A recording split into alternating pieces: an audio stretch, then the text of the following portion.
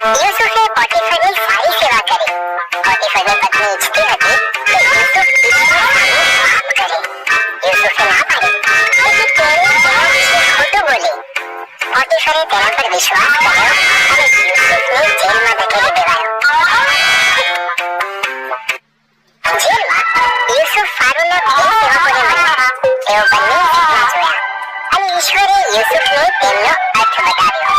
યુસુફની સ્પષ્ટતા સાચી પડી. પાત્રવાહકને મુક્ત કરવામાં આવ્યો અને રસોઈયાને ફાંસી આપવામાં આવી.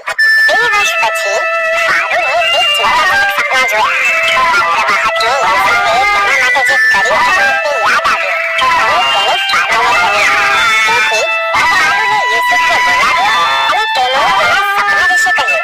ઈશ્વરે યુસુફને ફારૂના સપનાનો અર્થ બતાવ્યો. 7 વર્ષ સુધી પુષ્કળ અનાજ પાકશે.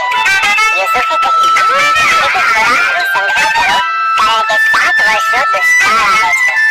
ફારૂન યુસુફના શાણપણથી પ્રભાવિત થયો. તેથી તેણે યુસુફને બધા જ ખોરાકનો સંગ્રહ કરવાનો હવાલો આપ્યો. ફારૂન સિવાય ઇજિપ્તમાં કોઈ પણ યુસુફ કરતાં વધારે શક્તિશાળી નહોતું. યુસુફના ભાઈઓ ઇજિપ્તમાં ખોરાક લેવા ગયા. તેઓ યુસુફ સમક્ષ આવ્યા પણ તેને ઓળખી શક્યા નહીં. જ્યારે તેણે જોયું કે તેઓ બદલાઈ ગયા છે, ત્યારે તેણે તેઓને કહ્યું કે તે કોણ છે.